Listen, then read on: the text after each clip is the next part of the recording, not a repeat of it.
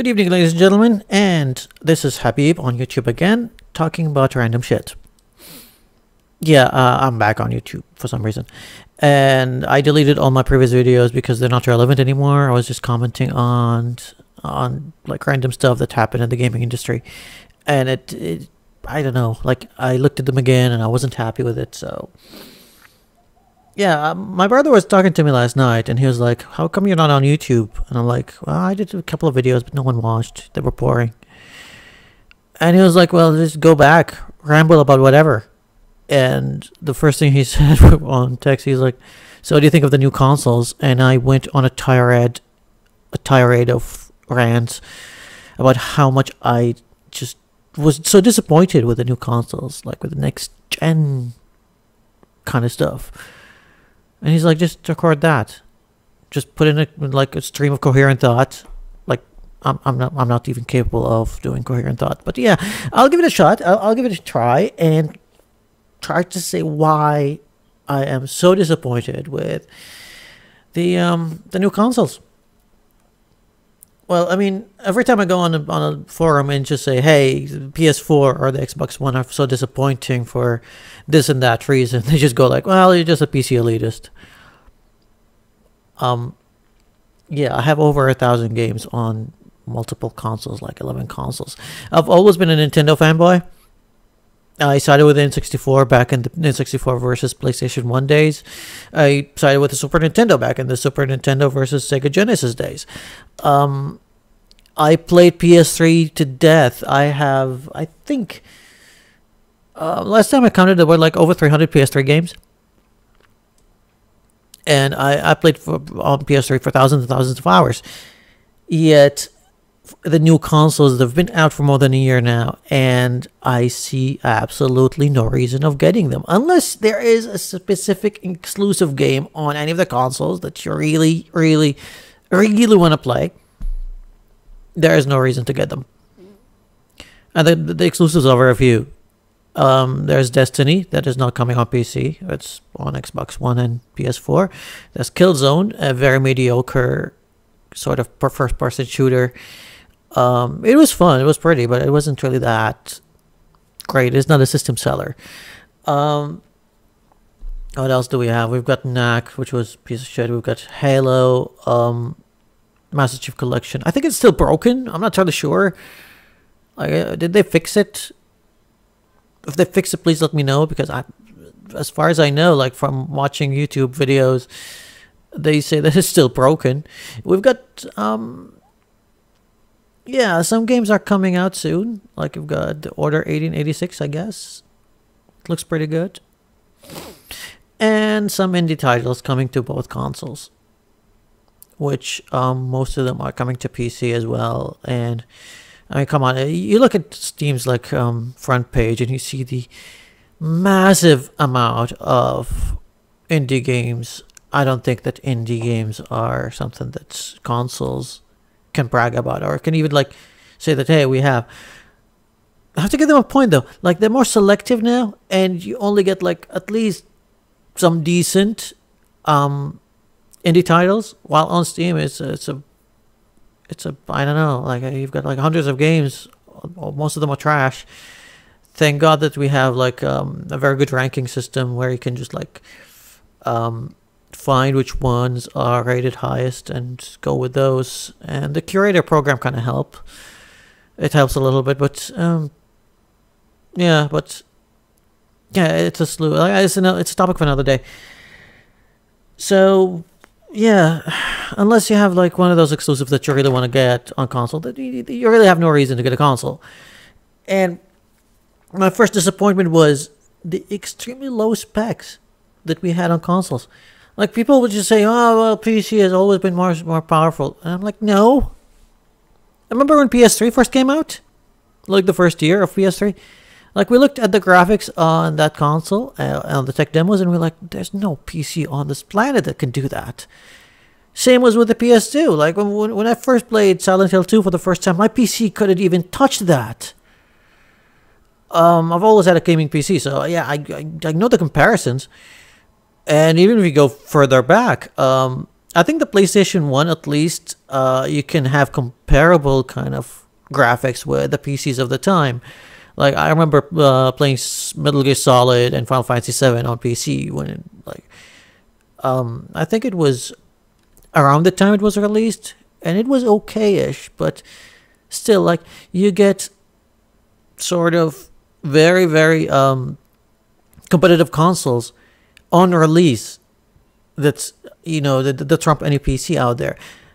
Even if you go back, like, I've been gaming all my life now.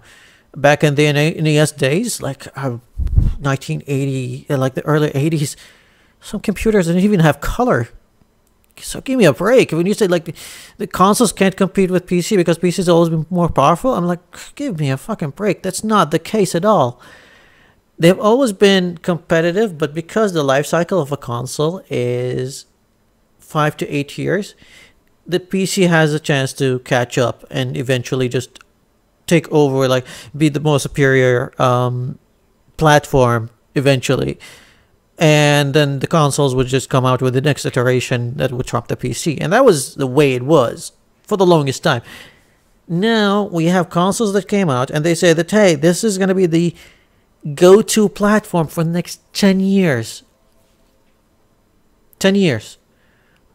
That's a long time. That's a long-ass time because the older consoles were like for 8 years. I think that's how much they lasted before we got this release. And at the latest stage, like on the last 2 years of the PS3 and Xbox 360, they really suffered. They couldn't run anything in 1080p. They couldn't run anything in 60 frames per second. They couldn't run anything at even mediocre graphics. Like most of the console releases of, let's say, just go and play Assassin's Creed 4 on PS3 or, I don't know, like, or Xbox 360, and you'll see what I mean. Not like Assassin's Creed 4 is well optimized for PC anyway. Or you can go and play Bioshock Infinite on consoles, like the last generation consoles, and you'll see exactly what I mean. Like, compared to PC, they were like way, way, way below, lower than anything that those consoles have been compared to PCs.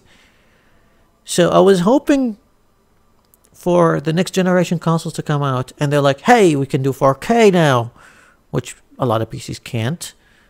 I mean, let's face it. I mean, we've got the latest GPUs that are $500+ each, and you need like 2 of them to be able to play adequately in 4K. So if a little console comes out and goes like, hey, we can do 4K, so PC, it's your turn to catch up, that would have been very, very awesome. We didn't get that though.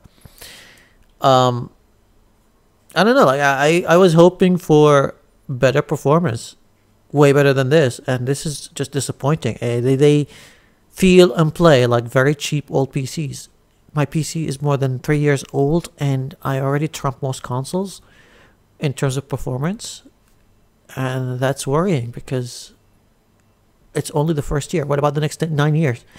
And don't tell me that, hey, well, it's the first year and developers are not really used to the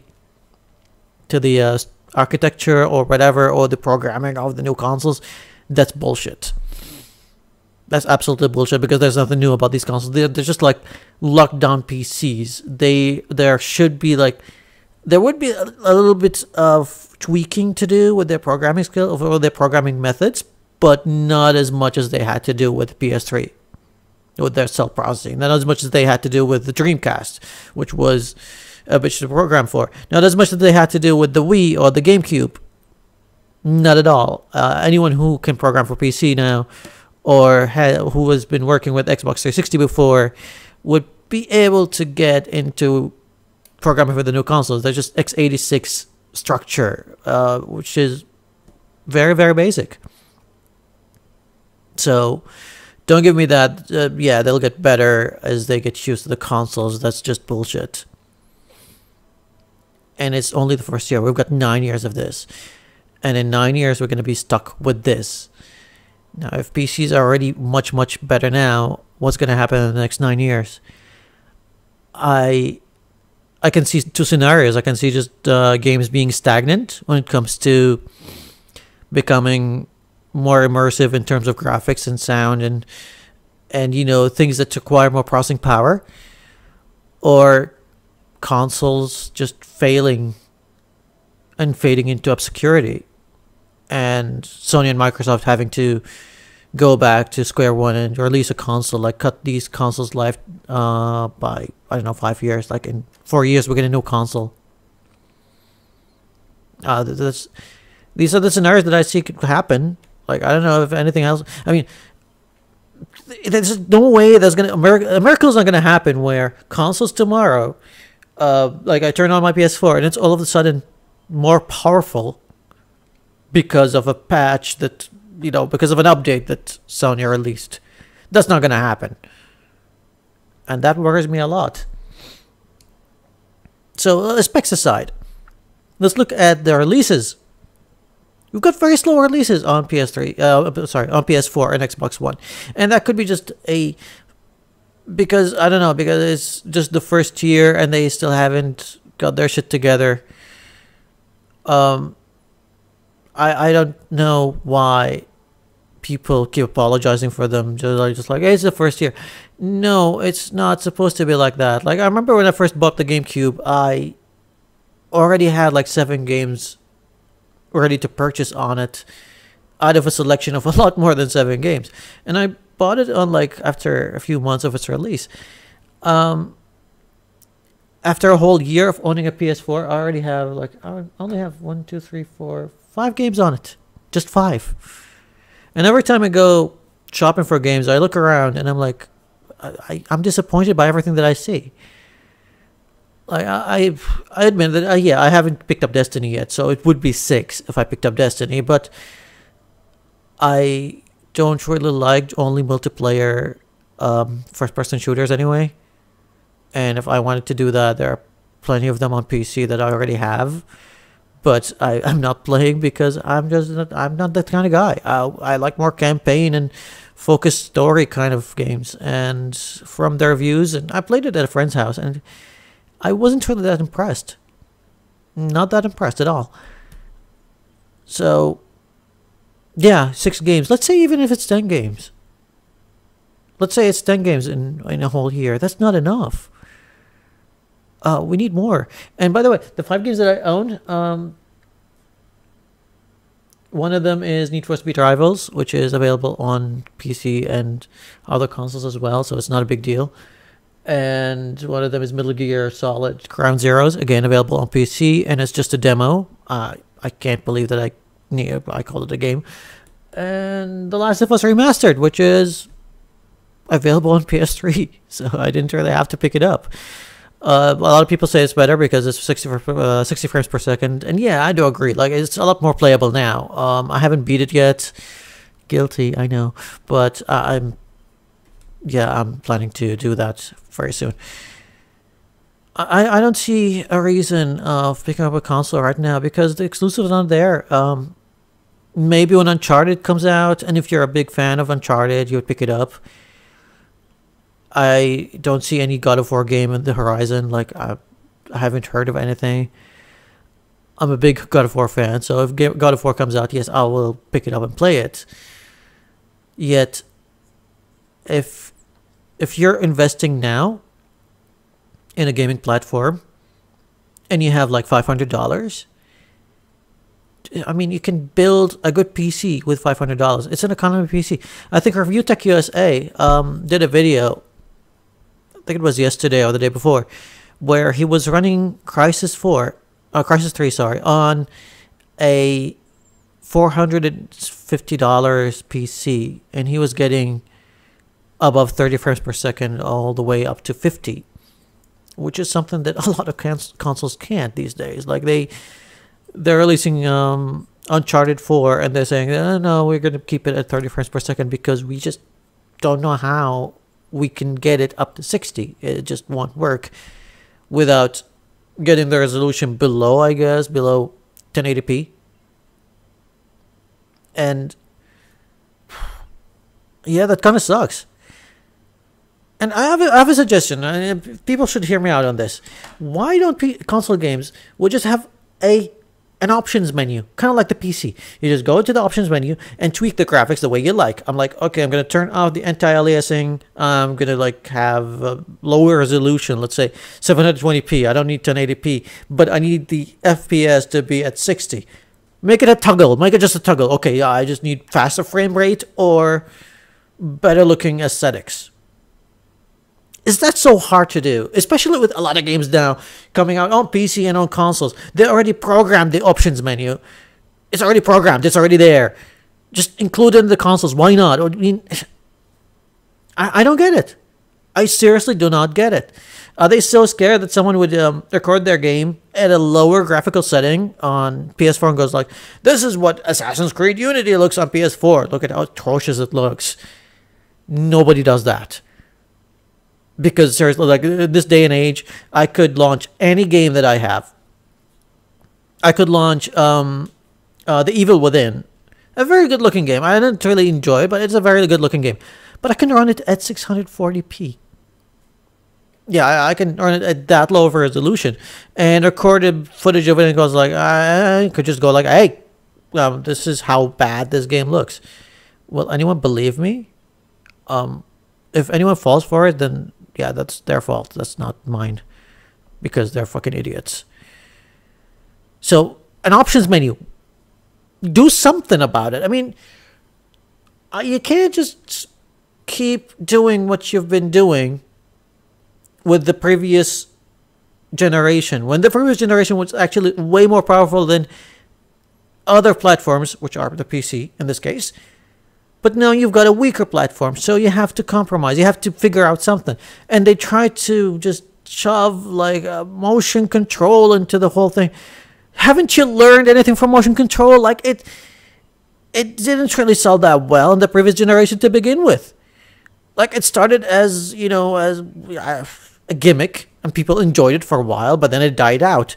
But then you come out of the new generation, especially you, Xbox, and the PS4 tried to push it, but they didn't really try to push it that hard. But Xbox, and they were like, Connect, and you have the Connect, and it has to be there all the time. Well, they backed out from that. But come on, you spent all that money and all that time on research and development to ship this product that nobody wants. If you have spent all that time and effort making the Xbox One a more competent console, that would have served us way, way better. And don't get me started with the Wii. I mean, what's that with that screen? Like, I don't want to play with a tablet in my hand. That's just silly. Okay, gimmicks are fun, but sometimes they go too far. And Nintendo, I mean, I love Nintendo. They're the most innovative company out there. But come on, what are you doing with the Wii U? You're releasing some cool games, but I feel like those games are being held hostage by a console that doesn't make sense. Yeah. So, yeah, the slow releases are something, and the little specs are something else. And, you know, back in the day, back in the PS3 and Xbox 360 era, and even before that, a lot of the third parties actually were all over the consoles, but PC got nothing. They got zilch. I remember, like, okay, let me just take a look. I mean, this is my collection. I'm just going to take a look and just try to see which games, third-party games, didn't come on PC. We've got the Dot Hack games, the entire collection. The Tales series, the entire collection, didn't come on PC. The first two Devil May Cry games didn't come on PC. And Devil May Cry 3 doesn't count because it sucks on PC. What's wrong with that port? I mean, have you ever played it? That's the worst thing ever. What else is there? Romancing Saga didn't come out on PCs, and Saga didn't come out on PC. Killer 7, I think it came out on PC. I'm not really sure. I need to look it up. Beautiful Joe didn't come out on PC. Multiple Resident Evil games didn't come out on PC. The game Wet on PS3 and Xbox 360 didn't come out on PC. I think I made a point already. Like, these are all third-party games. And right now, most third-party games, if not all, are coming out on PC. The only third-party game that came out on the new consoles that didn't come to PC that I can think of, at least, is Destiny. And Destiny is not a system seller. It's just not. And if you're telling me that you're going to prefer a console online only first person shooter over what PC can offer you with the same genre, then you really have no idea what you're talking about, because that genre is so rich on PC that it's not even funny. And I'm sure that I've said PC so many times that people would be like, yeah, he's just a PC elitist. I'm just like, I just hate the new console so much. And I'm not saying that the PC is perfect. Oh my, okay, I promise you guys, the next episode is going to be me ranting about what is wrong with PC gaming these days. Like, there's some awful things happening on PC now that I have to talk about. But this time, I'm just going to talk about the consoles, because the consoles are pissing me off. Because, yeah, I was hoping for the next gen sort of experience. I was hoping for 4K gaming. I was hoping for, I was hoping for just to get a game that I would put on my PS4 or Xbox One and go like, I wish my PC could do that. And I didn't get that. I until now, I didn't get a wow moment. I didn't get something that really amazed me out of consoles at all. Like, everything that's been done has been done before. Or they just go like with a watered down version of services that are already on PC. Let's say stuff like streaming and capturing and all that shit. And I'm like, really? Is this how we're gonna sell the console to me, by adding a recording kind of feature? I had that with Shadowplay on PC for the longest time ever. And we've had fraps. We've got like anyone who's interested in that has already had like multiple ways to do that. So, yeah. Well, they offer nothing new. There's nothing new in consoles. Unfortunately, like the social interaction is kind of limited. The app market over there is kind of limited. A PlayStation Plus, yeah, they offer some free games every now and then, but it's just not worth it. I mean, okay, I get some free games, but they're kind of inferior to other consoles or other platforms that I already have. And most of those games are, if you're interested in those games, you'd get them anyway. You'd find them pretty cheap elsewhere. So, and they'll be trapped behind this paywall because you have to pay a subscription to PlayStation indefinitely. What if PSN just goes down? And it has gone down multiple times. Like, we've got the time with the PS3 when it was the big hack and it went down for like months. And we've had the Christmas time with Lizard Squad where it went down. So if you didn't have those games downloaded, then you wouldn't be able to access them. Plus, what if the next console just comes out and they go like, hey, we have no backward compatibility, which they've done already. Yeah, backward compatibility is not a thing on the new consoles. And right now they're doing the streaming service and they want you to buy your PS3 and PS2 games again. Why? I already have those games. I already have them there. Just give me a console that I can play them on. And emulation is not that hard. I mean, emulating the PS3 might be a little bit hard, especially for the hardware on the PS4. I don't really see that happening. But emulating PS2 and PS1, you can't do that. Then how are you selling your games on PSN? Games that came out in that era, and you're like, okay, we just modernized it. And it's the same game. They just ported it. Why can't you just read it from a disc that I already owned? Fucking bastards. And the same with Xbox One. The same thing happened. And that's a big point for me because, yeah, I mean, back in the Super Nintendo days, but I didn't really care much for it. And back in the N64 days, I didn't care much for it because it made sense. Not really, but yeah, it kind of like I'm too much of a fanboy, and I was like, yeah, the cartridges are different, so it must be different. But again, it kind of made sense because the cartridges did part of the processing, and it's to do backwards compatibility on a cartridge-based console is not easy at all. But starting with the PlayStation 1 and then the GameCube, and then the GameCube was, you get the Wii, it's compatible with the GameCube. You get the PlayStation 2, you can play PlayStation 1 games. And the first PS3s, like the fat ones, could play PS2 and PS1 games. But then they canceled the PS2 one with PS2 stuff for some reason through an update. Why? I just don't get how consoles get away with so much stuff, with so much shit that they do to their fans, and the fans still defend them. And if someone like me just comes out and say, hey, the new consoles are shit, they just call the PC elitist, and like, oh, we don't want to even hear you. And because of apologists like those fans, console manufacturers can just get away with anything, because they don't vote with their wallets. They don't vote with even an outcry, like an online outcry. They actually go and cheer for those consoles for no reason at all.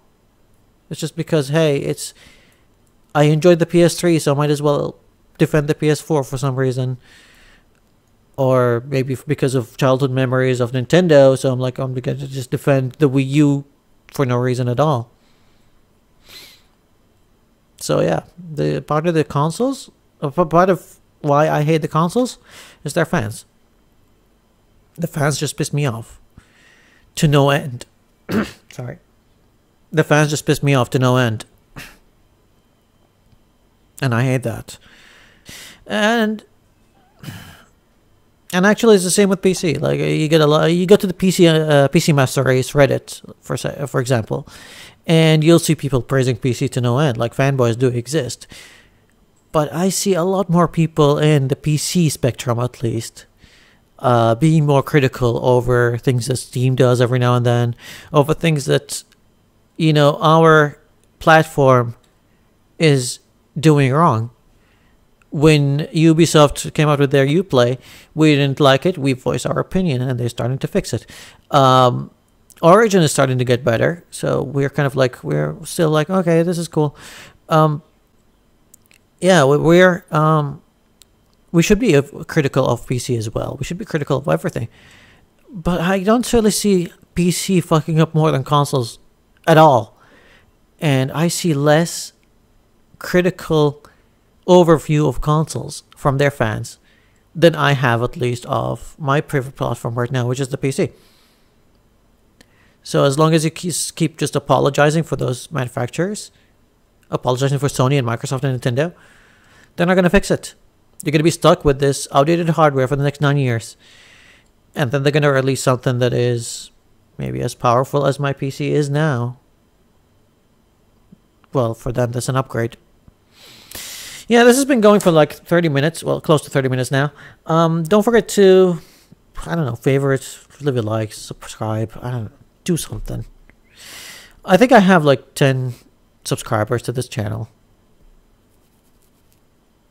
Surprisingly. Like, I don't know why they're subscribing. But yeah, leave a comment. Let me know what you think of this setup. I just put up like my DSLR here, and it's at least looking better.